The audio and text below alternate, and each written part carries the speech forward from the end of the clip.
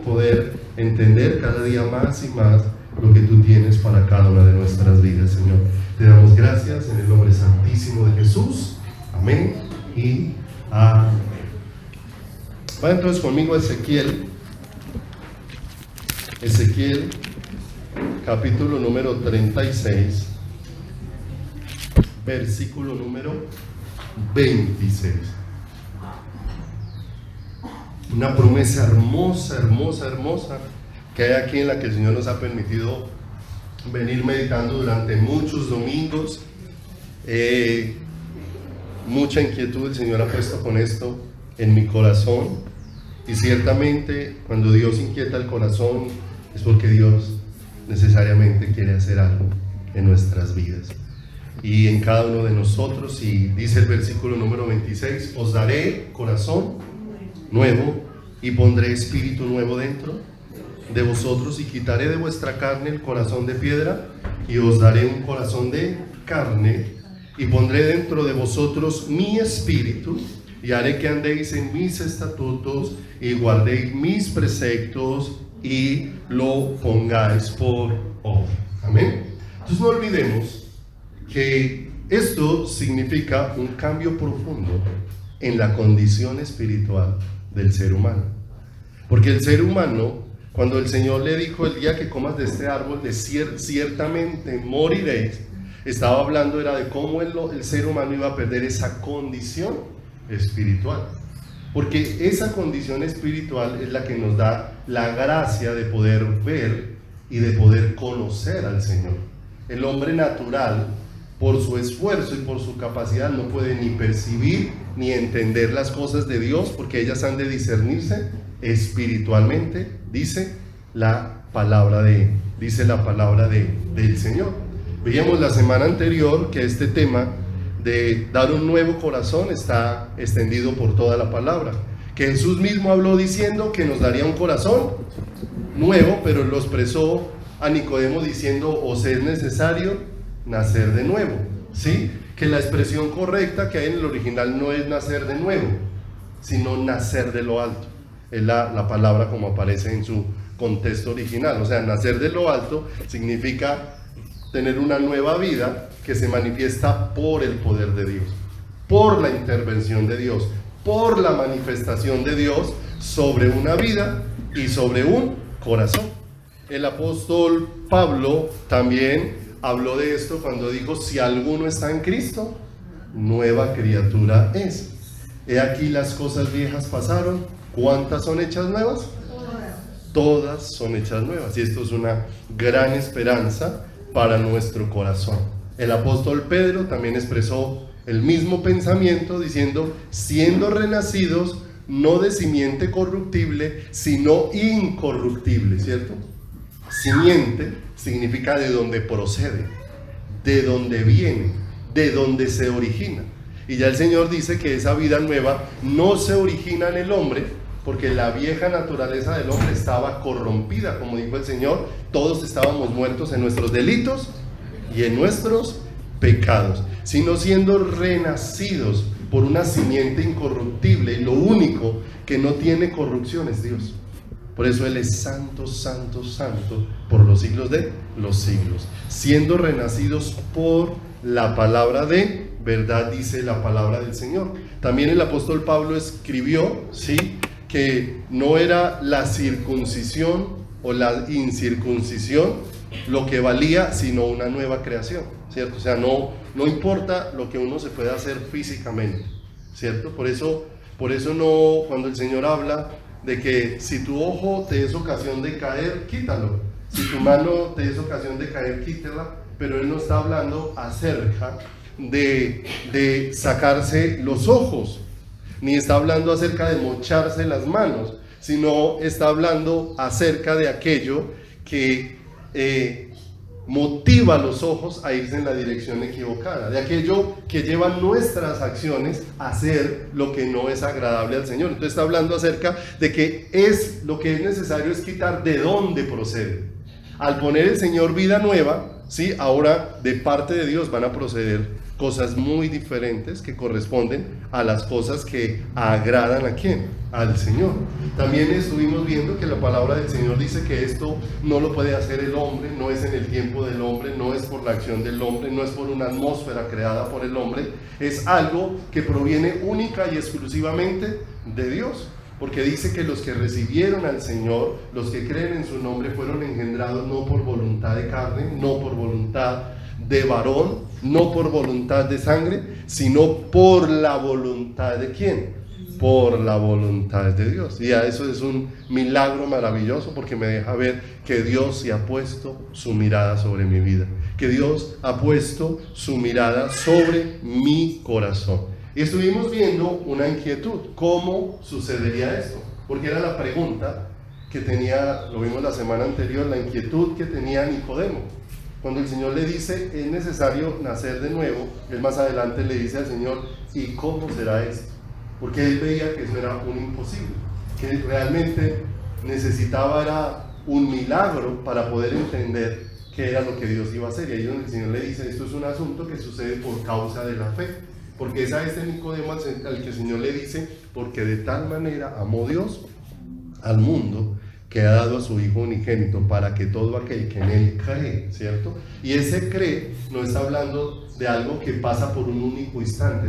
Ese cree es una palabra que en la forma en cómo está conjugada en español, el uso de los verbos habla una forma, ¿sí? Hay palabras en las que uno, como las dice, expresan algo que pasó, ¿sí o no? Me eligió, habla de algo que pasó antes, pero cuando se habla de cree, está hablando de un presente continuo, de algo que tiene que estar permanentemente sucediendo dentro de mi vida y dentro de mi corazón, algo que tiene que estar ahí instalado y que tiene que ser parte de mi diario vivir.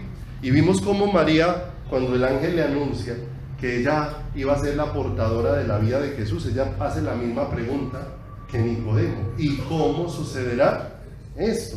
Y entonces vimos cómo ahí el Señor trae claridad y empieza a través de aquel ángel a expresarle: el Espíritu Santo vendrá sobre ti y la sombra del Altísimo te cubrirá. ¿Cuándo iba a recibir el depósito de la vida física de Jesús María en su vientre? ¿Cierto? Cuando el Espíritu Santo viniera sobre ella, cuando la sombra del Altísimo le cubriera, ¿cierto? Y que lo que sucedió a María físicamente es la forma en cómo Dios lo hace espiritualmente con nosotros. ¿Cómo es que vamos a nacer de nuevo? El Espíritu Santo viene sobre quién? Sobre nosotros. Y viene sobre nosotros para poner un depósito, para poner una vida nueva dentro de nuestro corazón y dentro de nuestro caminar. Entonces vamos a ahondar un poco más en esto, pidiéndole al Señor que abra nuestro entendimiento, porque no importa cuántas herramientas a mí se me den, ¿sí? Porque me pueden dar todas las herramientas, pero si yo realmente no las uso, entonces de nada me sirve así me den los mejores. Yo conozco personas que un día quisieron tocar música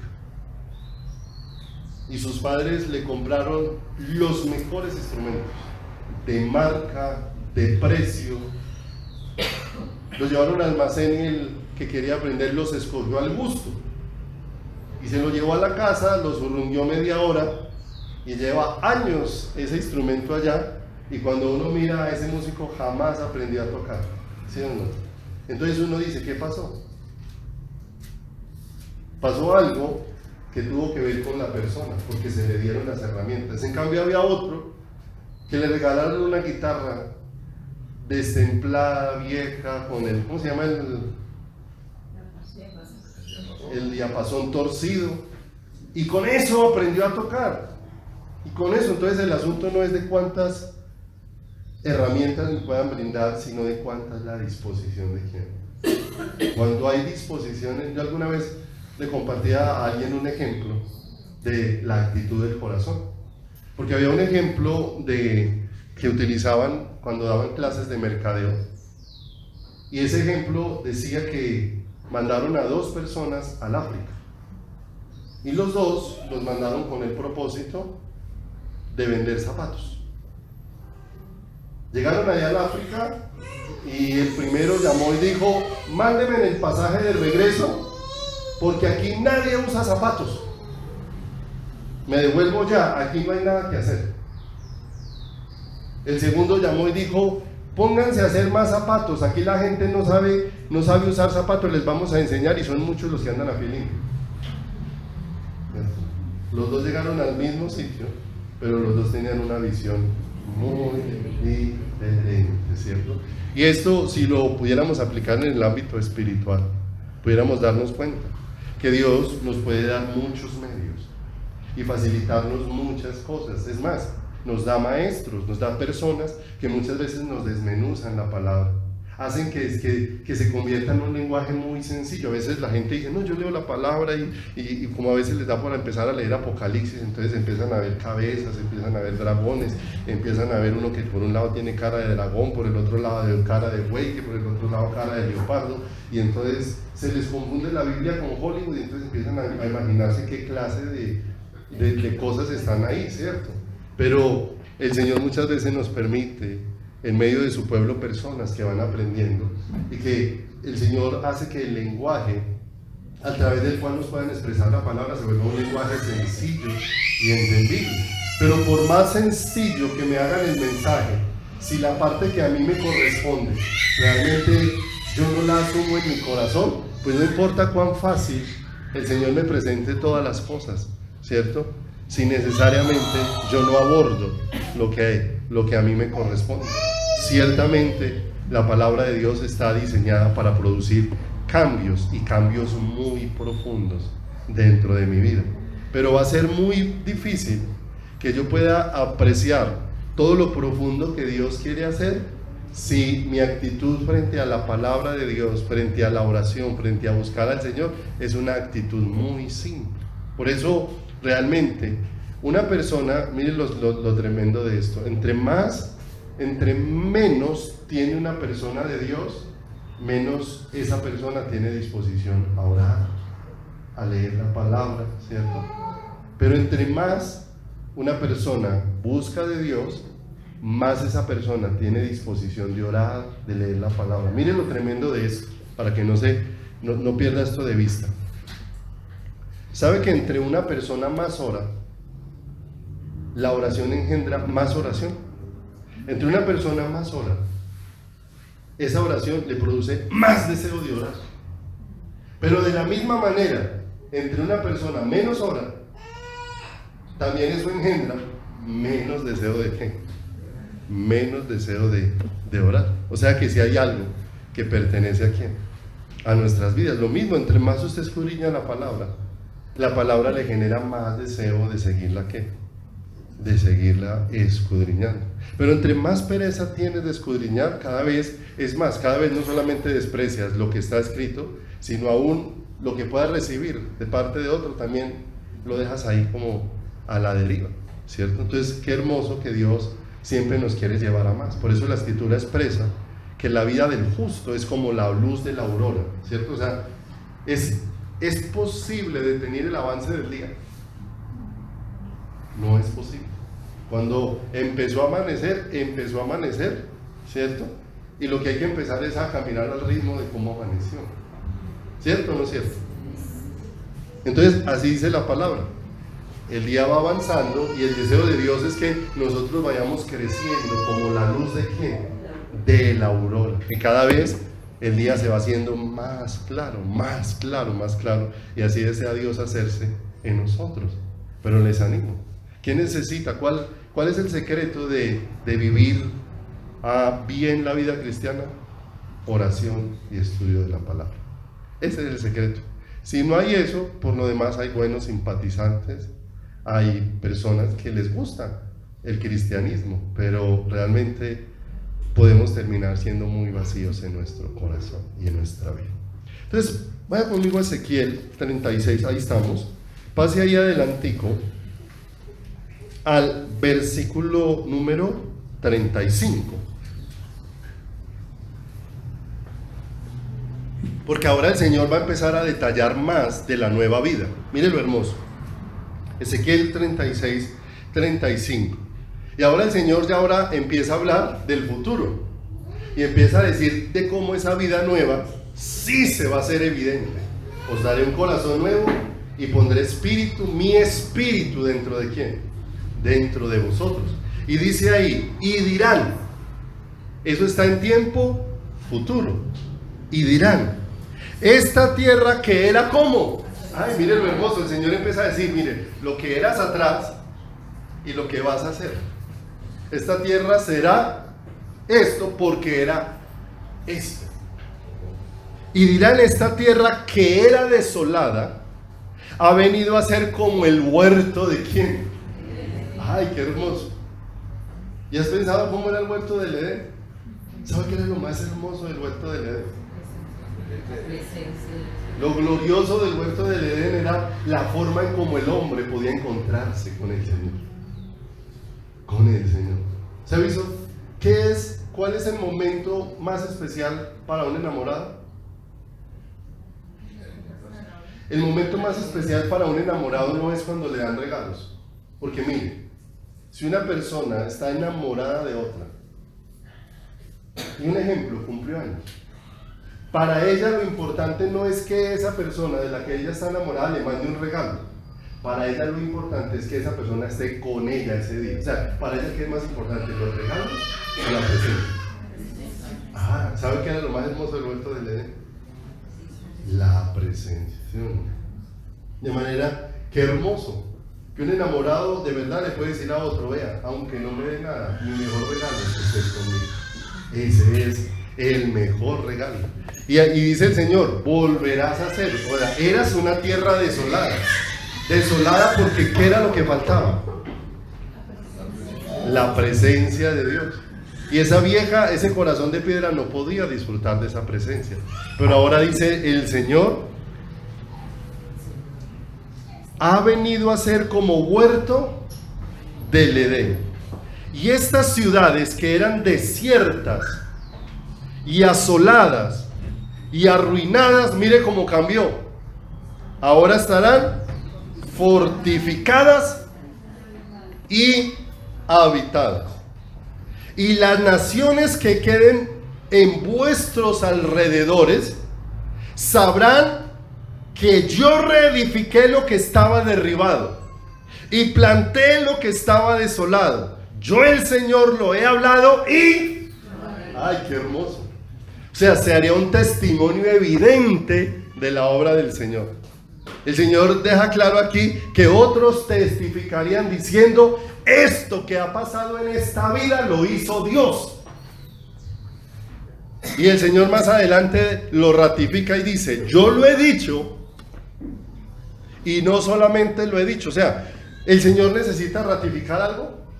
No, el Señor con solo decirlo es suficiente. No olviden, les he puesto el ejemplo de cómo el Señor en el huerto del Edén, ¿cuántas órdenes le dio a las semillas?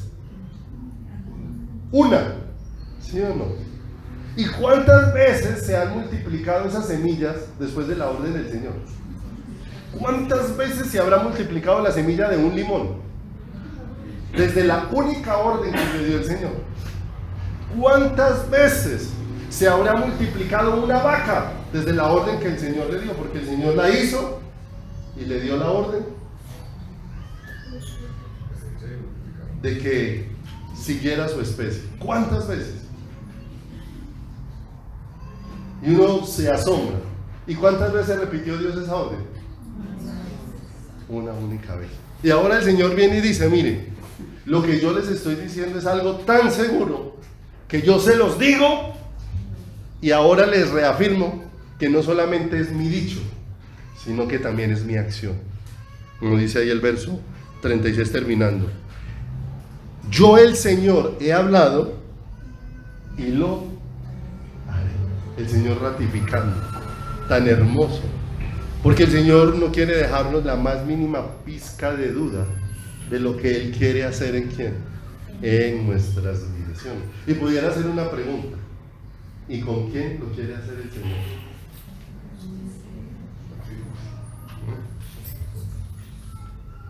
Cuando uno dice sus hijos suena muy hermoso, pero suena más hermoso Cuando yo me doy cuenta que el Señor lo quiere hacer conmigo. ¿Sí o no? Cuando el Señor dejó de mirarme como uno más entre la montonera. ¿Sí o no? No me miró como un punto más en la multitud, sino que puso su mirada sobre mí. Como si Dios se hubiera centrado en mí y ahora me viera solo a mí y hubiese dejado de mirar al resto. Tan hermoso.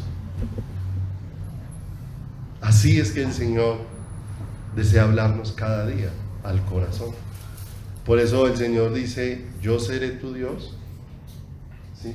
Y tú serás mi pueblo, tú serás mi hijo, tú serás mi hijo. Entonces, ahora el Señor va a detallar más, capítulo 37, versículo número 1. ¿Sí? Va a detallar más de lo que le ha dicho al profeta Ezequiel, que está extendido por toda la palabra, pero recuerde que, como dice la escritura, lámpara es a mis pies y lumbrera a todo. O sea que la palabra me va dando luz donde yo no tengo claridad y me va alumbrando. O sea, por eso me doy cuenta que el Señor no ha hablado una única vez, sino muchas veces. Y cuando uno encuentra que el Nuevo Testamento lo que hace es ratificar lo que había en el Antiguo Testamento, y que el Antiguo Testamento no hace sino hablar del Nuevo Testamento, y uno dice: qué maravilla la palabra del Señor, que escrita con tanto tiempo, en tantas épocas, qué unidad, qué único pensamiento que hay dentro de la palabra del Señor. Por eso nos deja esto cada vez más claro, que la palabra jamás fue idea del hombre, sino, como lo expresó Pedro, sino que los santos hombres de Dios fueron inspirados por el Espíritu Santo. ¿Y quién conoce los pensamientos más profundos de Dios? Su Espíritu. ¿Quién conoce lo profundo de Dios sino el Espíritu de Dios? ¿Por quién fue traída esta palabra? Por el Espíritu del Señor. ¿Por la voluntad de quién? Por la voluntad de Dios. Por eso nos va abriendo un panorama. Entonces, capítulo 37, el Señor va a hablar de toda esa nueva vida y utiliza aquí un ejemplo muy precioso y muy profundo. Vamos a leer del capítulo 37, del 1 al 14, y ya vamos a desmenuzar un poco de eso. Dice, ¿estamos ahí en el 37? 1. La mano del Señor vino sobre mí y me llevó en el Espíritu del Señor y me puso en medio de un valle que estaba lleno de huesos, y me hizo pasar cerca de ellos por todo en derredor, y he aquí que eran muchísimos sobre la faz del campo, y por cierto secos en gran manera. Y me dijo: hijo de hombre, ¿vivirán estos huesos? Y dije: Señor, tú lo sabes. Me dijo entonces: profetiza sobre estos huesos y diles: huesos secos, oíd palabra del Señor. Así ha dicho el Señor a estos huesos: he aquí yo hago entrar espíritu en vosotros y viviréis. Y pondré tendones sobre vosotros y haré subir sobre vosotros carne, y os cubriré de piel y pondré en vosotros espíritu y viviréis, y sabréis que yo soy el Señor. Profeticé pues como me fue mandado, y hubo un ruido mientras yo profetizaba, y aquí un temblor, y los huesos se juntaron cada hueso con su hueso, y miré, y aquí tendones sobre ellos, y la carne subió, y la piel cubrió por encima de ellos, pero no había en ellos espíritu. Y me dijo: profetiza al espíritu, profetiza, hijo de hombre, y di al espíritu: así ha dicho el Señor, espíritu ven de los cuatro vientos y sopla sobre estos muertos y vivirán. Y profeticé como se había mandado, y entró espíritu en ellos, y vivieron, y estuvieron sobre sus pies un ejército grande en extremo. Vamos a dejarlo en esa primera parte hasta ahí. Y cuando uno lee esa historia cortica, que es como una parábola incrustada allí en el Antiguo Testamento, una visión que el Señor le da al profeta Ezequiel, a través de esta visión, nuevamente el Señor le quiere aclarar la obra que Él hace en el corazón. la transformación que Él hace dentro de la vida del ser humano.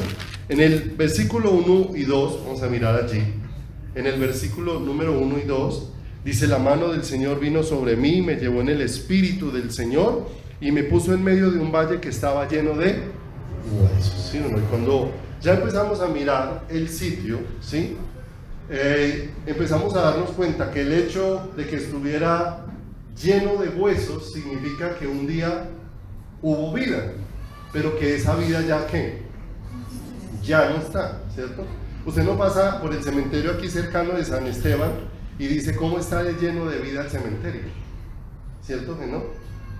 Es más, es tanta la evidencia de muerte que si le asignaran cuidar una noche el cementerio, pues lo pensarías muchísimo para quedarse ahí cuidándolo, ¿cierto? Porque uno ve nada más un cementerio y aunque no están expuestos los muertos, ni se ven los huesos, ni nada, ya solo ese sitio es un sitio aterrador para nuestra imagen. Ahora Él está en medio de un valle que está lleno de huesos. No es uno, no son dos, es una cantidad inmensa de huesos. Y en el verso 2 dice: y me hizo pasar cerca de ellos. O sea, no lo puso en un monte a que mirara lo que se veía. ¿Dónde? Allá. Lo hizo pasar en medio de ¿quién? En medio de ellos. Y él podía ver en qué condición estaban esos esos huesos, ¿cierto? O sea, Ezequiel podía verificar que realmente era evidente la muerte. Cuando uno ve un hueso, ese hueso es la evidencia de muerte, ¿cierto? Una evidencia absoluta de muerte. Y él lo está viendo, lo está palpando muy cercano, ¿sí? Allí con todo eso. Y cuando nosotros miramos la definición de muerte en un diccionario, la definición de muerte nos deja ver que es algo sin vida, ¿cierto? Muerte es algo inerte, muerte es algo que está en descomposición, ¿cierto? Muerte también es un proceso irreversible. O sea, él mira esos huesos y ¿qué se le puede hacer a esos huesos? ¿Sí? Cuando mira esos huesos, el profeta claramente puede darse cuenta que eso es el final de eso. ¿Qué es el final de eso? O sea, él está siendo consciente de una condición muy crítica con lo que está viendo. El Señor se lo permite palpar. Y cuando miramos esto y lo revisamos con lo científico, nos damos cuenta que el Señor quería dejarnos ver aquí algo que hoy en día la ciencia ha comprobado. Porque aún hoy escucha uno que, por ejemplo, hicieron excavaciones y que encontraron huesos de animales de hace años. Y hay mucha tecnología hoy. Pero le preguntaban a un científico qué posibilidad había de volver a traer uno de esos animales a la vida. ¿Qué posibilidad había de, con esos huesos que se encontraron, científicamente poder generar clones como lo hacen hoy con animales vivos? ¿Sí? Y lo primero que expresaron los científicos es: no hay la más mínima posibilidad. Esos huesos son la evidencia de que un día algo existió, pero que no va a volver a existir. Pero a partir de esos huesos no se puede generar vida.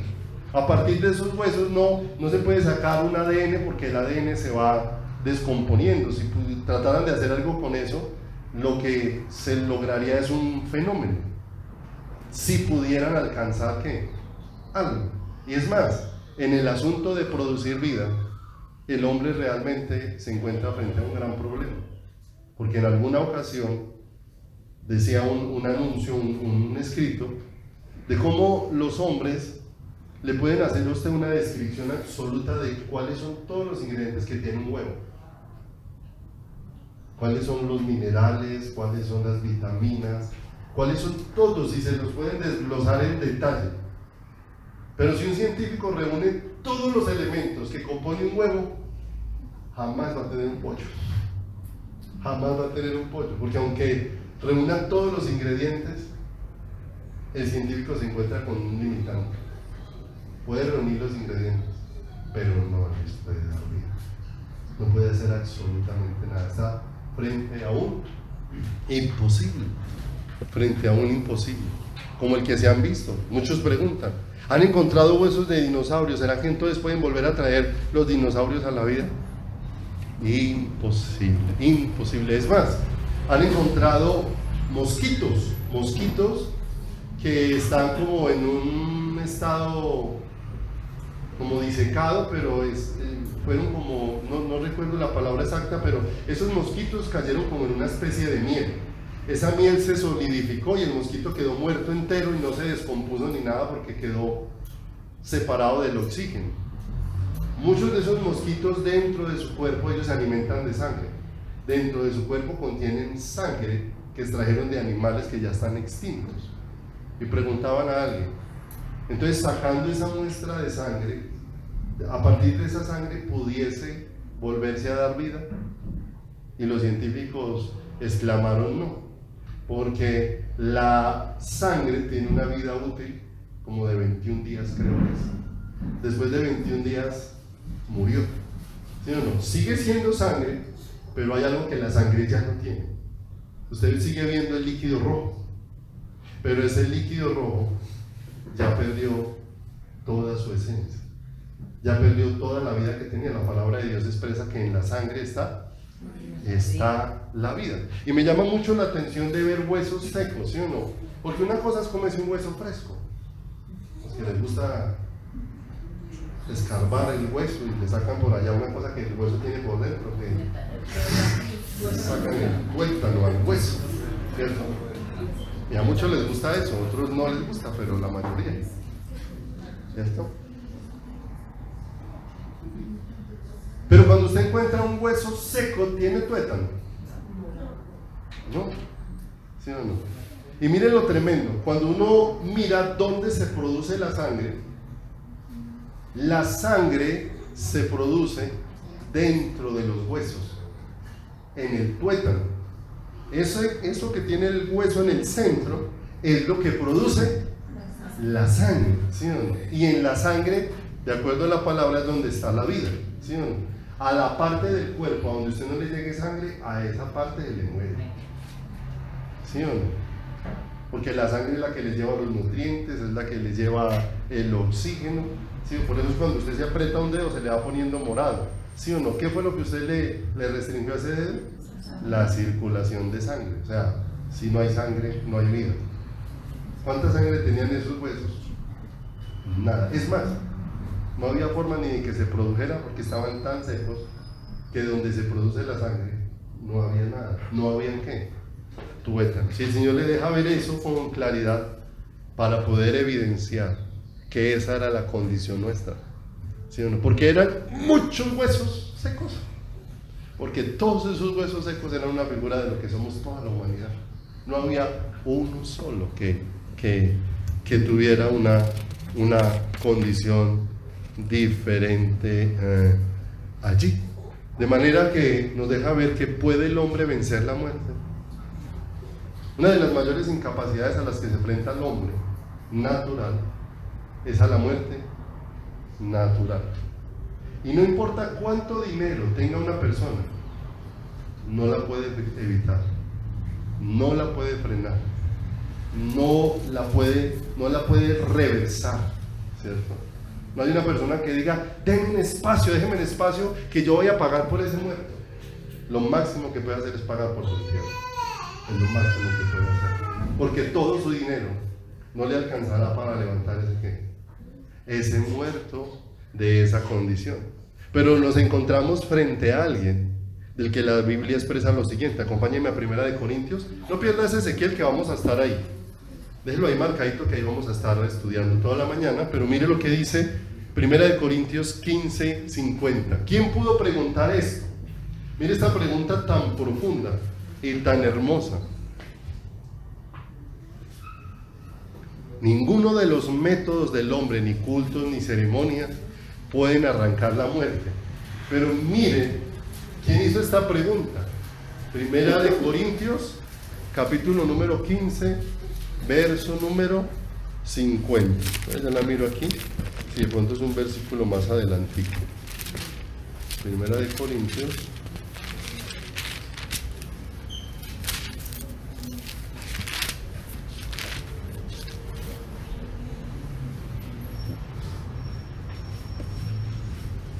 Perdón, 55.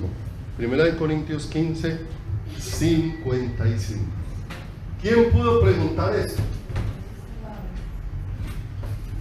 ¿Dónde está, oh muerte, tu aguijón? ¿Y dónde, oh sepulcro, tu victoria? ¿Cierto? El único que podía preguntar eso era el Señor Jesucristo. Porque Él, en la cruz del Calvario, ¿qué hizo? Venció la muerte, ¿cierto? De manera que después de que resucitó pudiera preguntarle a la muerte: ¿dónde está, oh muerte, tu aguijón? ¿Dónde está tu amenaza? ¿Dónde está lo que puedes hacer? ¿Y dónde está sepulcro? Porque la victoria del sepulcro es mantener el muerto ahí, mantenerlo ahí, ¿sí? Y ahora, ¿cómo está el sepulcro? ¿Sí o no? ¿Dónde está, oh sepulcro, tu victoria? Si no me pudiste retener, si no pudiste frenar, si no pudiste parar. Entonces mire lo hermoso, el Señor con todo ese escenario, ¿a dónde estaba apuntando? A que todos nosotros tengamos la mirada en el que venció la muerte, porque esa es la condición nuestra, como esos huesos que están secos hasta los tuétanos y no pueden producir nada. Pero ahora aparece el escenario, aquel frente al cual la muerte se esfuma y se desvanece, porque frente a él la muerte no tiene poder alguno, no tiene poder alguno. ¿Te das cuenta a quién estamos siendo acercados? ¿A quién estamos siendo llevados? Vuelva ya a Ezequiel, por favor, 36.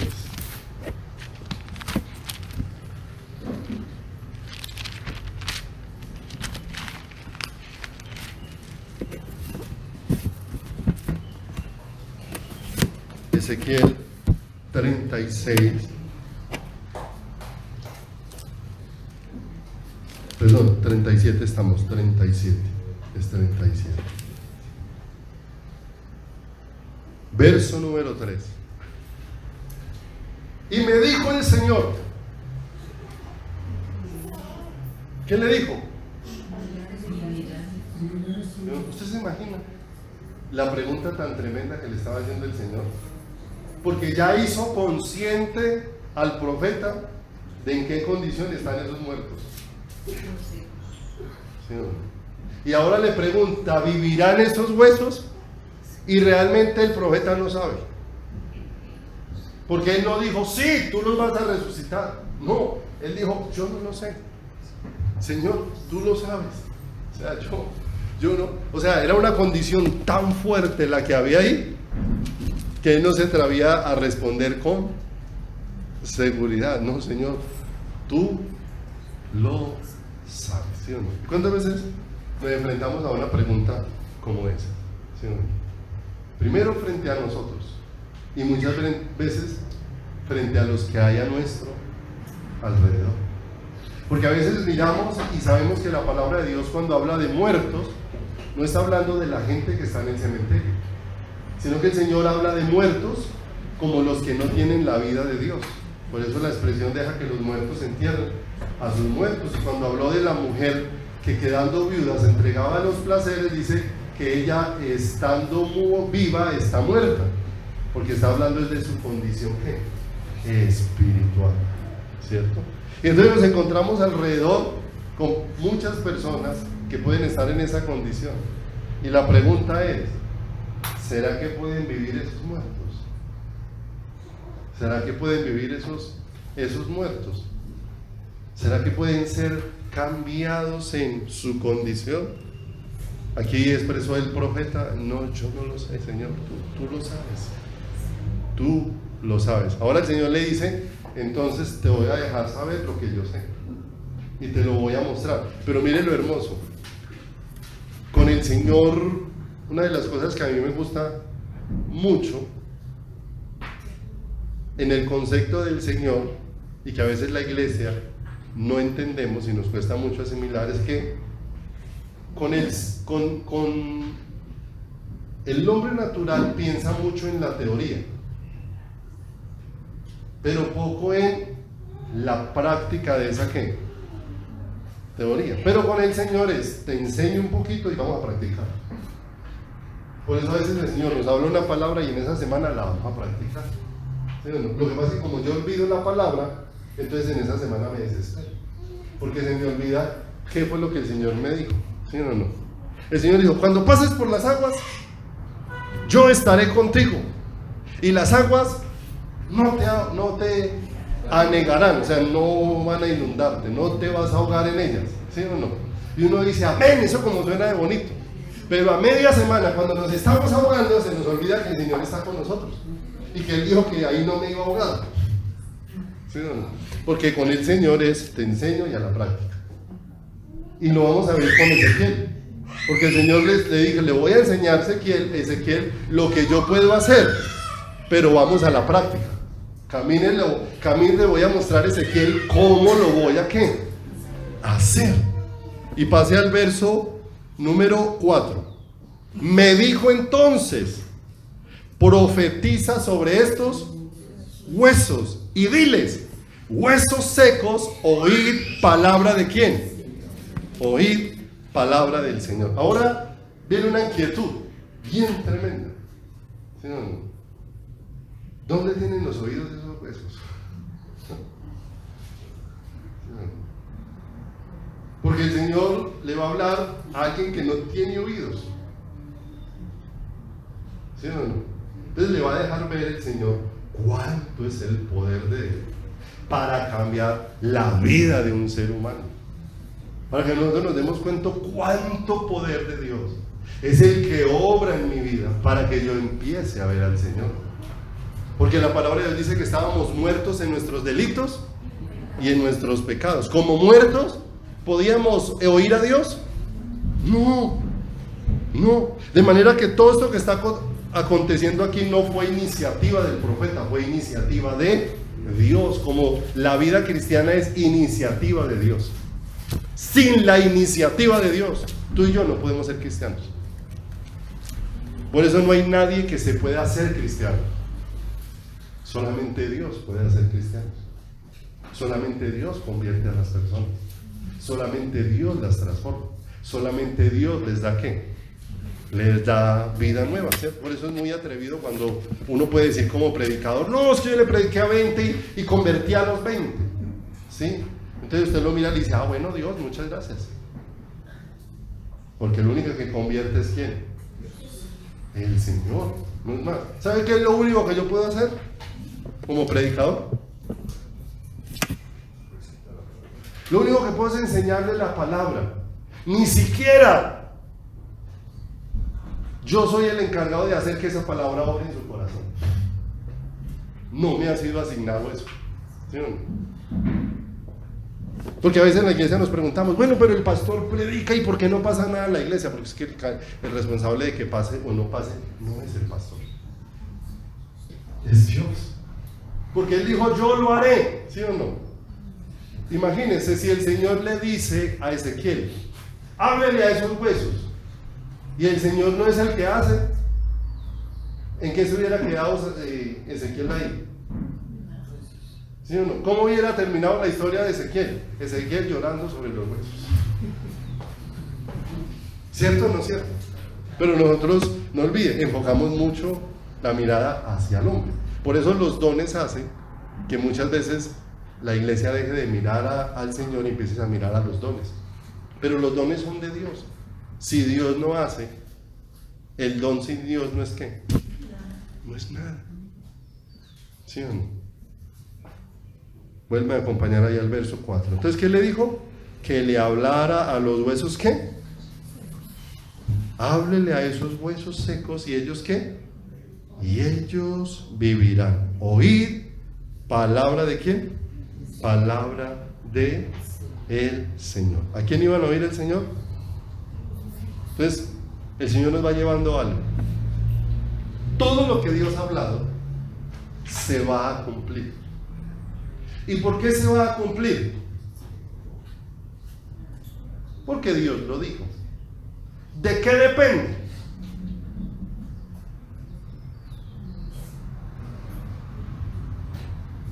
¿De qué depende que se cumpla lo que Dios dijo? De Él, punto. ¿Sí o no? La única labor nuestra es creer, no es más. ¿Sí o no? Que mire todo el proceso que Dios tuvo que hacer con Abraham. Dios le dice a Abraham: te voy a dar un hijo. ¿De quién fue iniciativa? De Dios. ¿Sí o no? ¿Qué dijo Abraham? Amén. ¿Sí o no? Y el Señor dejó a Abraham hasta que caminara, hasta que ya no tenía alientos. Y cuando ya no tenía alientos, el Señor dijo: vas a tener el hijo. Señor, pero ya soy viejito. Sí, pues que yo no dije que dependía de usted. Eso depende de mi promesa. Si pudieras tener 1000 años, ni siquiera pararte de la cama, y si yo quiero darte un hijo, te lo doy. ¿Dependía de Abraham? No. Entonces miren lo hermoso. Eso nos va llevando. ¿De qué dependen las promesas de Dios? De Él. ¿Sí o no? Si Dios dice que va a hacer algo en mi vida, ¿de qué depende? De Él. ¿Sí o no? Si Dios dice que te va a dar un corazón nuevo, ¿de qué depende? De Él. Porque cuando yo no tengo el corazón nuevo, ni siquiera soy capaz de creer para que me dé un corazón nuevo. Depende de Él. Amén. ¿Te das cuenta la maravilla que es la vida nueva? Es una maravilla, ¿cierto? ¿Y sabe por qué tenemos que descubrir que es una maravilla? Porque es que una vez estemos disfrutando de esa vida nueva, es para vivir para el Señor con todas las fuerzas. Porque mientras no entendamos esa maravilla, somos un pueblo displicente. Si llueve, si no llueve, dependo del clima. Parezco es un termómetro. ¿Sí? ¿Ustedes han visto la diferencia entre un termómetro y un termostato? El termómetro está dispuesto para marcar la temperatura. ¿Sí o no? ¿Y qué mueve el termómetro? Lo que hay alrededor. ¿Sí o no? Si hace frío, la rayita del termómetro para abajo. Si hace calor, la rayita del termómetro para arriba. ¿Sí o no? O sea que el termómetro no tiene autonomía, depende de lo que nos rodea. ¿Sí o no? Pero hay una cosa que se llama termostato. Y el termostato, ¿sí?, funciona para frío y para calor. Porque el termostato lo que hace es marcar una temperatura para generar una reacción. Entonces, ¿ustedes han visto que las neveras arrancan cada cierto rato? Porque la nevera tiene un termostato. Cuando ese termostato empieza a marcar que el frío de la nevera está subiendo, porque es al revés, entre más frío la temperatura va bajando. Entonces cuando él siente que va subiendo la temperatura, o sea, lo que llamamos la nevera se está descongelando, entonces él prende. ¿Sí o no? Entonces el termostato no depende de lo de afuera, el termostato controla la temperatura. Cuando el carro tiene termostato, cuando el carro empieza a calentarse, eso inmediatamente activa el termostato, un ventilador, para que el carro vuelva y se quede. Entonces miren la diferencia. ¿El termómetro cambia algo? Nada, depende, para donde lo lleve, para donde sea, ¿sí o no? Pero el termostato ya tiene algo diferente, ¿sí o no? Entonces miren, ¿de qué dependíamos cuando estábamos en Cristo? Para donde nos llevara, ¿sí o no? Cuando hiciera frío, calor, allá estábamos. Pero hemos recibido, dice la palabra, que no nos ha dado Dios espíritu de cobardía ni de temor, sino de poder, de amor y dominio propio. ¿Me dan cuenta? Que sí ya es un termostato. Para decir, no dependemos de las circunstancias, dependemos de Dios. Está lloviendo mucho, pero Dios me dio la capacidad de tener sombrilla y saco para seguir buscando al Señor. Amén. Muy bien. Versículo número 6. Número 6. ¿Qué empezó a hacer Ezequiel? tenía simplemente que caminar en lo que Dios le dijo. Él le dijo, ve y háblale a esos huesos y diles. Ahora en el verso número 6, al verso número 7. Verso número 7. ¿Qué hizo Ezequiel? Profeticé, pues como me fue ¿qué? O sea, ¿era que se fuera a decir cualquier cosa? No lo mandaron a inventar, no lo mandaron a añadirle a la palabra del Señor, no lo mandaron a hacer suposiciones, lo mandaron a decir y a repetir lo que Dios le había ¿qué? Y esto es muy importante, ¿sí o no?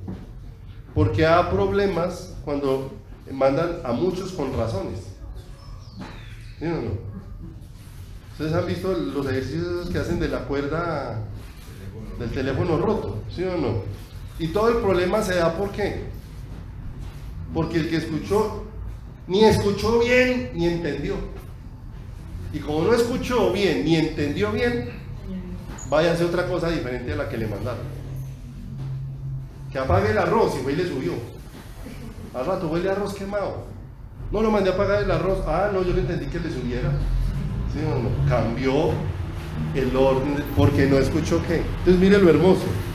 Profeticé pues como me fue mandado, o sea, que es conforme Dios lo ha establecido, no conforme a las ideas que yo quiera agregar.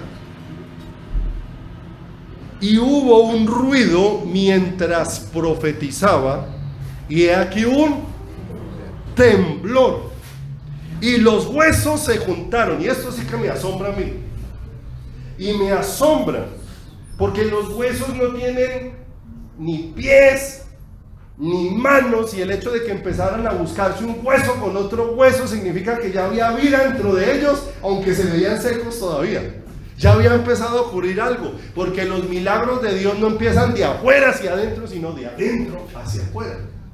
Nosotros siempre estamos esperando que cambie todo afuera, pero Dios está esperando que cambie todo adentro. El Señor empezó fue desde lo profundo a cambiar. Imagínense, empezaron ese movimiento de huesos, y qué asombro. Imagínense que dice ahí que eso se ocasionó fue un temblor. Ese movimiento de huesos y un hueso a buscar el otro para unirse, ¿sí o no? No se sabe dónde estaba el hueso de esta mano por allá lejos, y esa mano buscando cuál era su compañero, pero su compañero original. No se empezó a armar los huesos de un cuerpo con los huesos del otro, no. Cada cuerpo se unió de una manera milagrosa. De una manera, ¿usted sabe cómo estaría el profeta ahí? Yo creo que el profeta dio esa palabra y se quedó sin palabras. Se quedó sin palabras. ¿Sí o no? Mire lo hermoso. ¿Cómo debiera quedarse la iglesia? Viendo al Señor, así, boquiabierto y sin palabras. Viendo la obra de Él, viendo la obra del Señor, viendo lo que Dios hace en la vida de cada ser humano. Y los huesos se juntaron, cada hueso con su hueso, y apenas todos los huesos estaban unidos, empezó a haber otro milagro. No olvide, de adentro hacia afuera empezó a salir primero la carne, ¿sí o no? Mire lo hermoso. Todavía ni siquiera el ser humano científicamente sabía cómo está formado el cuerpo humano, y el Señor ya le estaba dando todos los detalles aquí a Ezequiel. Lo que hoy se puede ver a través de un aparato donde le hacen radiografía y todo eso, el Señor le permitió ver allá en directo. ¿A quién? A Ezequiel. Verso 8. Y miré y aquí tendones sobre ellos. Lo primero que empezó a salir. Y la carne subió, y la piel cubrió por encima de ellos. ¿Sí o no? Ya empezó a formarse otra vez todo ese qué. O sea, ya hay evidencias de un qué, de un cambio. Ha pasado algo dentro de esa vida. Pero si miramos, aunque ha pasado algo, todavía no está completa la obra. ¿Y sabe por qué? Porque ¿qué diferencia hay entre un esqueleto y un cadáver?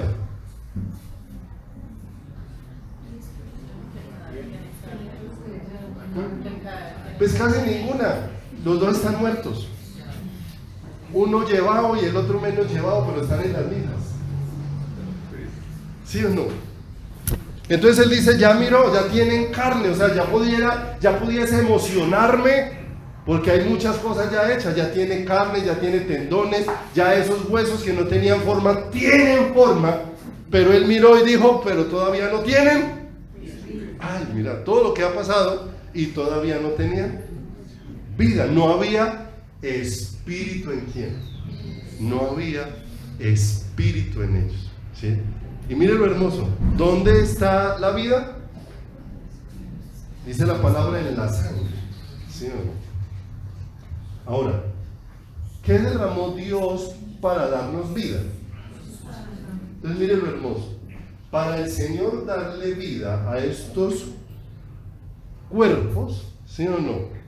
Tuvo que hacer lo que hacen en una persona que sufre leucemia o cáncer de sangre. La leucemia afecta a los tuétanos, donde se forma la sangre. Y muchas veces lo que tienen que hacerle al que tiene leucemia es un trasplante de médula, ¿sí?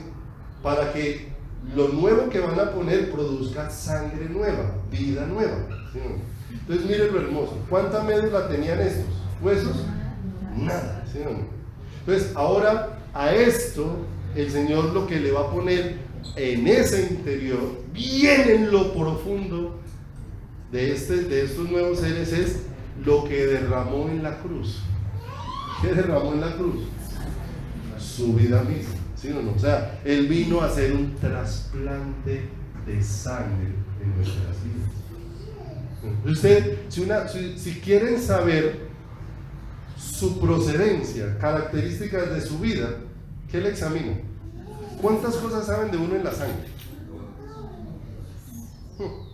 La mayor parte de cosas se las miran a uno a través de ¿qué? A través de la sangre. ¿Usted sabe por qué los seres humanos no comemos sangre? Hay un señalamiento en la palabra que no ha pasado porque los cristianos no comemos morcilla hecha con sangre, ¿sí? La palabra de Dios dice en el Nuevo Testamento, por allá en Hechos 15 lo puede leer, hicieron el primer concilio de la iglesia, y dice que reunidos y después de mucha discusión sacaron un edicto, y el edicto era que no se le impusiera a la iglesia ninguna carga de las que tenían los judíos, sino dos cosas, ¿sí? Que se apartaran de los ídolos y que no comieran ni sangre ni el producto de lo ahogado, ¿sí? Fue lo que se le señaló a la iglesia. La sangre, ¿por qué? Porque hoy científicamente se demuestra que así como usted va al médico y en la sangre le dicen usted tiene colesterol, usted tiene triglicéridos, usted tiene azúcar, bueno, todo lo que le determinan en eso, ¿sí o no? O que usted mira la sangre y usted dice, no, eso es un veneno. Y hoy científicamente, mire que sin que los mataderos de carne apliquen la Biblia, ellos degollan los animales y los ponen a desangrar, inmediatamente mueren, porque hoy científicamente se comprueba que el cuerpo cuando muere, durante las próximas 2 horas va a soltar todas las toxinas que tenga en la sangre, de manera que la sangre de un animal muerto es un veneno. Y ahora sí tenemos razón, porque el Señor dijo no coman sangre, no coman sangre, ¿cierto? Entonces mire, lo que el Señor dijo hace mucho tiempo que no había explicación, más adelante el Señor nos deja ver y dice, claro, el Señor es tan amoroso que nos estás cuidando. Entonces, ¿cómo estaba esa raíz de lo que producía nuestra médula? Corrupta. Por eso el Señor viene y lo que ahora va a poner en la médula de estos huesos es la sangre de su vida. Y esa sangre va a producir una vida diferente, porque la sangre de Cristo no es contaminada, es pura, ¿sí o no? Lava, limpia y nos hace aceptos. Es la que nos hace o nos presenta delante de Dios como si jamás hubiésemos cometido pecado alguno. Siga leyendo ahí conmigo en el verso número 9. Y me dijo: profetiza al Espíritu profetiza, hijo de hombre, y di al espíritu, así ha dicho el Señor. Espíritu, ven de los cuatro vientos y sopla sobre estos muertos, ¿y qué? Y vivirá. Y profeticé como me había mandado, y entró espíritu ¿en quién? Y estuvieron sobre sus pies un ejército grande e extremo. ¿Cuándo cambió toda la condición? El Señor pone la vida ya en el interior para que ahora todo lo que reciba ese cuerpo es vida, pero a eso juntamente le trae ¿qué? De su espíritu. Y mire lo hermoso. Cuando el Señor ha resucitado, después de 40 días se reúne con sus discípulos y con más de 500 personas, frente a las que Él se va despidiendo, pero en la despedida Él les da unas palabras. Y Él les dice a ellos: pero recibiréis poder cuando haya venido sobre vosotros el Espíritu Santo, y me seréis testigos en Judea, en Samaria y hasta lo último ¿de quién? De la tierra. ¿Sí o no? Y entonces nos damos cuenta cómo el Señor estaba cumpliendo su promesa. ¿Sí o no? Porque mire que la promesa del Espíritu vino después de que Cristo había entregado su sangre. ¿Sí o no? Entonces mire, Dios pone ese cambio de médula en ese nuevo cuerpo y después pone de su ¿qué? De su Espíritu, para que por su Espíritu esa vida se haga ¿qué? Manifiesta. Y ese poder que el Señor habla ahí en Hechos no era el poder ni para hacer milagros, ni para hacer señales, ni para hacer prodigios, porque eso ya lo habían recibido antes. Recuerden que mucho antes de que Jesús muriera en la cruz, Él le dijo a los discípulos: vayan y oren por los enfermos y van a ser sanados, vayan y oren por los endemoniados. Y vinieron ellos y dijeron: contentos, Señor, los demonios se nos sujetan, oramos por los enfermos y son sanados. ¿Y ya había venido la llenura del Espíritu Santo? No. Entonces la llenura del Espíritu Santo no era para milagros, no era para señales, no era para prodigios, sino era para capacitarnos, para vivir diariamente para el Señor. Y recibiréis poder, porque eso es lo que necesitamos, el poder de Dios para vivir diariamente, para vivir para Dios cuando estamos trabajando, para vivir para Dios cuando vamos por el colegio, cuando vamos en la calle, cuando entramos, cuando salimos, porque el vivir para Dios no es estar en un culto. Ahí nos reunimos para ser edificados por la palabra, pero el vivir para Dios es cuando sale de ahí para allá y sobre qué vas a caminar, sobre qué vas a hacer, porque acuérdense que la palabra de Dios dice: ¿para qué Dios nos da espíritu? Devuélvase ahí al 36, ya vamos a terminar por hoy. Devuélvase, perdón, ahí al 36, sí, al 36 de Ezequiel, un poquito atrás, al verso 27. Mire lo hermoso. Ya puso la vida de Jesús, trajo del Espíritu, y dice el verso 27: y pondré dentro de vosotros. ¿Sí, no? Entonces mire, ya el Espíritu no iba a venir para estar sobre los discípulos, sino en los discípulos, adentro. ¿Sí o no? Dentro de nosotros. Y pondré mi Espíritu dentro de vosotros. Mire lo hermoso. Y haré que andéis en mis estatutos, mis preceptos, y los pongáis por obra. ¿Sí o no? ¿Dónde necesitas tú obedecer al Señor? ¿Aquí esta mañana? ¿Estamos obedeciendo aquí al Señor en este espaciecito? Sí. Pero ¿qué vamos a hacer cuando pasemos la puerta ahora y nos vayamos a casa? ¿Sí? Ajá. Entonces, ¿para qué Dios nos da de su Espíritu? Para que cuando pasemos esa raya, ¿sí o no?, nos acordemos que Él sigue con nosotros y que yo no quedé sin Dios, ¿sí o no?, cuando salí de la iglesia, porque el Señor está en todos lugares más. El Señor vino a habitar en tu corazón, de manera que donde vayas, Dios está con quien. Está contigo, está conmigo, enseñándome, capacitándome. La palabra de Dios dice que el Espíritu Santo redarguye, ¿sí o no? Entonces es el que cuando voy a meterme por donde no es, me redarguye el Espíritu Santo, porque muchas veces no va a tener quien esté al lado señalándome y diciéndome así no es, pero tengo a alguien adentro indicándome y enseñándome y capacitándome cómo hacer la voluntad de quién, cómo hacer la voluntad hermosa y preciosa de Dios dentro de nuestro caminar y dentro de nuestras vidas. Entonces voy a dejar solamente a manera de introducción Para la próxima semana continuamos. Entonces, estábamos muertos en delitos y en pecados. Y ahora Dios viene y hace un depósito que estamos viendo que es glorioso, que es realmente un milagro extraordinario. ¿Sí? Pero nosotros vivimos un proceso. ¿Sí? Entonces el problema nuestro era el pecado. Por cuanto todos pecaron y están destituidos de ¿quién? De la gloria del Señor. Entonces viene un proceso que se da en 3 etapas, que necesitamos entenderla para poder entender cómo caminamos con el Señor. La primera, cuando el Señor hace ese milagro de poner ese ejército en pie, que es donde deposita vida nueva, o sea, es necesario nacer de nuevo, donde deposita de esa vida nueva en nosotros, el Señor hace un primer milagro extraordinario, y es que cuando hace ese depósito, nos libra de la condenación del pecado. ¿Cuál es la condenación del pecado? Que una persona muera y vaya a una eternidad sin el cielo.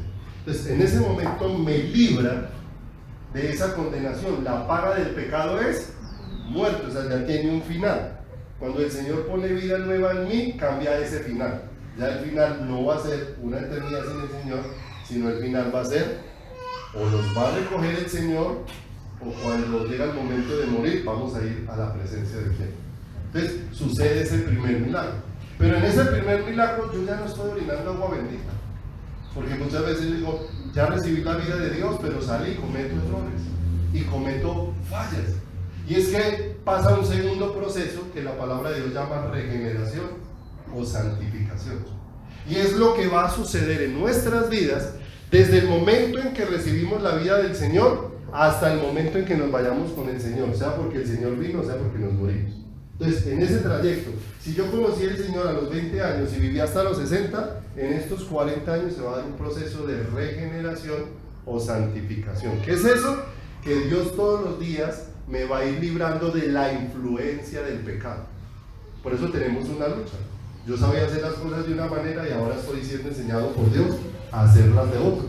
¿Sí o no? Entonces, ya recibí la vida del Señor, pero ahora estoy en un proceso donde Dios me va a ir puliendo, donde Dios me va perfeccionando. Eso se llama santificación. Entonces, ese segundo proceso se llama el proceso donde Dios me libra de, digamos, de la influencia que el pecado tiene sobre quién, sobre mi vida. Primero me libra de la condenación, después me libra de la influencia, ¿sí? Porque nosotros seguimos con ese pecado, con esa vieja naturaleza y simplemente que ya no está dominando nuestra vida. ¿Hasta cuándo vamos a estar con esa vieja naturaleza ahí? Hasta que una persona se muere o sea raptada. Cuando una persona se muere, ahí termina, sí, su lucha con la vieja naturaleza. Entonces ahí viene la tercera parte de la obra del Señor, porque cuando yo muero, el Señor me libra de la presencia del pecado. ¿Por qué nosotros pecamos? Yo le pregunto, usted acabó de orar, le pidió perdón al Señor, se va a acostar, no está viendo televisión, no hay nadie que me saque la piedra, usted acabó de orar y le pidió perdón al Señor con todo su corazón. ¿Está perdonado? En ese momento en que usted con todo el corazón se arrepintió, ¿quedó limpio? Pues si quedó limpio, porque a los 10 minutos antes de dormir se vuelve a tener un mal pensamiento, porque ahí está la presencia del pecado. ¿Cuándo vamos a ser librados de ella? Cuando el Señor nos lleve a su presencia. Entonces no entender eso hace que nos llenemos de condenación, porque muchas veces me llega un mal pensamiento, entonces, ay no, yo no soy cristiano, mire que no, hay una lucha que tenemos que entender cómo el Señor la va haciendo y por qué. Entonces nos vamos fortaleciendo para que cada vez ese hombre espiritual sea más fuerte en nosotros y cada vez esa vieja naturaleza vaya perdiendo fuerza dentro de nuestro corazón y dentro de nuestra vida. Amén. Y entonces vamos viendo cómo se va haciendo toda la obra de quién, del Señor. ¿Con quién lo quiere hacer Dios? Conmigo. ¿Con quién quiere hacer ese milagro tan tremendo de llenarme de vida desde los tuétanos? Conmigo, ¿cierto? Conmigo, Él lo quiere hacer. No importa, es que es más, la palabra de Dios. Y terminemos con esta última cita, por favor, y ya, si Camilito me acompaña, por favor, por aquí. Miremos Romanos 2:28. Entonces mire lo hermoso de eso. ¿Desde dónde empieza entonces Dios ese cambio? Desde adentro, desde lo más íntimo. Pero eso no se queda ahí, sino que Dios lo va a hacer visible en nuestras vidas. La Escritura dice que no se enciende una luz para ponerla debajo de una mesa, sino que se pone alto para que alumbre a quién. Todos. Entonces Romanos capítulo número 2, en el versículo número 28. Entonces mire lo hermoso. Nosotros determinamos a una persona como cristiano por su comportamiento. Dios no. Dios no lo... Aunque el comportamiento evidencia muchas cosas, pero Dios no lo mira en el orden como lo miramos ¿quién? Nosotros. Por eso a veces la expresión es, ay, esa persona tan buena gente, no le falta sino Cristo. O sea, lo vemos como si fuera cristiano, lo vemos como si fuera un hijo de Dios. Pero mire lo que dice Romanos 2:28. Pues no es judío el que lo es. No es simplemente un comportarse como judío. Porque el comportarse como judío era hacer las prácticas judías, era hacer los rituales judíos, era hablar como judío, era circuncidarse como los judíos, pero eso no lo hacía. Entonces mire lo hermoso, o sea, no me hace hijo de Dios el cantar en un culto, el cargar una Biblia, el pertenecer a una iglesia cristiana, porque aquí dice 2:28, pues no es judío el que lo es exteriormente, ni es la circuncisión la que se hace exteriormente, verso 29, sino es judío el que lo es en... ¿Se da cuenta por qué el Señor empieza hacia adentro, hacia afuera? No es la letra, sino es judío el que lo es en lo interior, y la circuncisión es la del... ¿Dónde queda el corazón? Adentro, en espíritu, la obra de Dios, no en la letra. Por eso no es mera información. Por eso a veces nos aterramos. ¿Y usted tanta Biblia que sabe? ¿Cierto? Porque no es letra. La alabanza del cual no viene de los hombres, sino de Dios. Y por último, se me perdió aquí el otro versículo. Segunda de Corintios 3:3.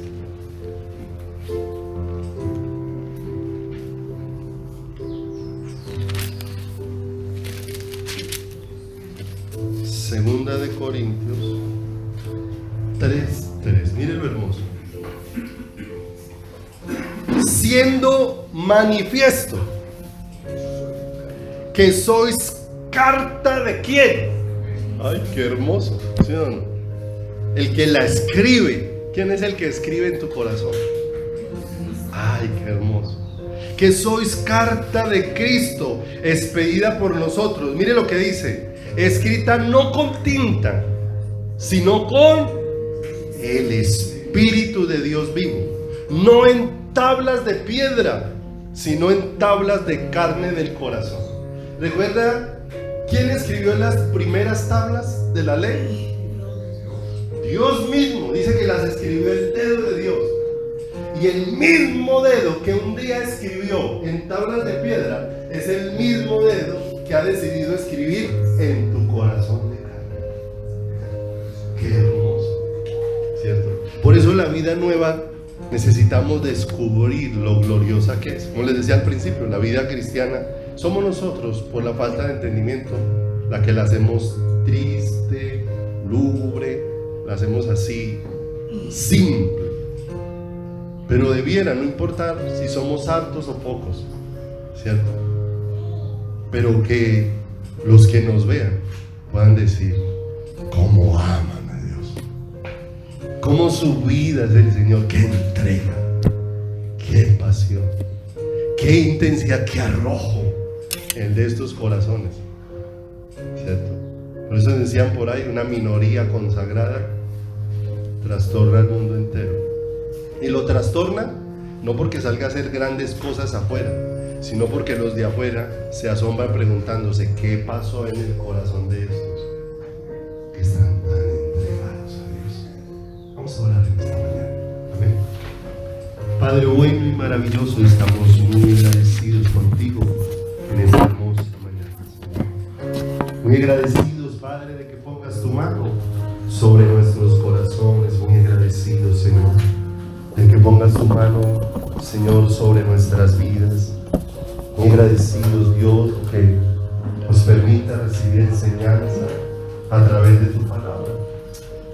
Por eso, amado, no temas levantarle las manos a Dios.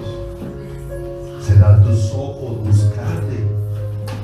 Porque algo que necesitamos aprender, Dios quiere hacer una obra en mí. Dios desea hacerla. Pero si hay algo que dependa de nosotros, entonces dispongamos el corazón y Señor, aquí estoy. Aquí estoy en esta mañana, Señor. Tal vez estoy como esos huesos, Señor, que han estado allí, pero tal vez estoy seco. Pero eres tú el que puedes traer vida en esta mañana, Señor. El que puedes quitar la aridez, Señor. He podido venir estos días con un corazón árido, seco, tal vez, Señor, decaído. Pero te ruego en esta hermosa mañana, Señor, que levantes, Señor, nuestros corazones y nuestras vidas. Levántale tus manos al Señor y con tus palabras habla y empieza a orar. Vamos a aprender a orar, mis hermanos.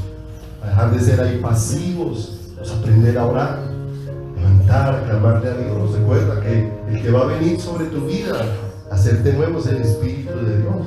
Extiéndele a Él tus manos, levántale a Él tu clamor con todo tu corazón. Abre tus labios y clama al Señor.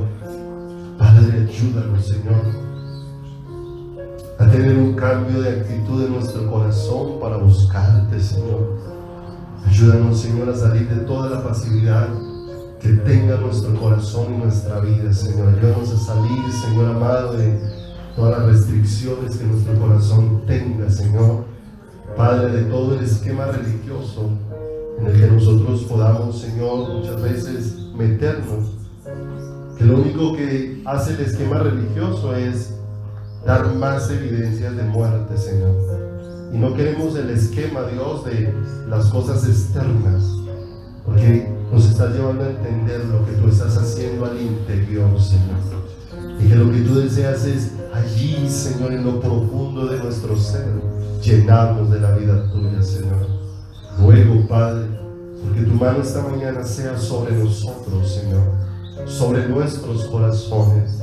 Que tu Espíritu, Señor, sea trayendo esa llenura a nuestras vidas, Señor, y fortaleciéndonos y capacitándonos, Señor, para que vivamos, Señor, para ti en nuestro entrar, en nuestro salir, en nuestro acostarnos, en nuestro levantarnos, al abrir nuestros labios, al hacer nuestras acciones, Señor amado. Que podamos entender que todo es para la gloria tuya, sea de palabra o sea de acción, es para la gloria y la alabanza de tu nombre, Señor. Que podamos acercarnos a tu palabra y ella cambie nuestra manera de pensar, Señor. Padre de los cielos, cambie las palabras de nuestros labios, cambie la condición de nuestro corazón, Padre, y traigas vida nueva. Ayúdanos a entenderlo, Señor, que esto ha nacido de ti, que tú lo quieres hacer conmigo, Señor, que tú quieres, Señor, cambiarme, que tú quieres hacerme nuevo, que tú, Señor, no haces acepción de personas, que tú quieres, Señor, tocarme, que has tenido misericordia, que tú has conocido cuánto te he fallado. Y aún así, Señor, Padre de los cielos, quieres hacer una obra en mí, Señor, para que mi vieja vida quede atrás y ahora se manifieste una vida nueva, hecha por ti y para la gloria tuya, Señor amado. Haznos nuevos esta mañana. Permítenos, Señor, experimentar esa nueva vida, Señor. Aquello que dejó con tanto asombro a Ezequiel, Señor, al ver, Señor, como un valle de huesos muertos se convirtió en un gran ejército puesto en pie, lleno de la vida del Espíritu, Señor. Y que nos des esa gracia de ser ese ejército levantado por tu mano, Señor amado, soldados de Cristo, Señor amado, que pelean la buena batalla de la fe, Señor, que perseveran, que siguen adelante, Señor amado, y cada día, Señor, están siendo capacitados por tu bendita mano y por tu Espíritu para seguir adelante, para decir: nosotros no somos de los que retroceden para perdición, sino de los que tienen fe para preservación del alma, Señor. Tócanos por favor en esta mañana, Señor, y que tu palabra se haga vida en cada uno de nuestros corazones. Que tu palabra se haga vida, Señor, en cada uno de nosotros, Señor, y nos permitas, bendito Dios de los cielos,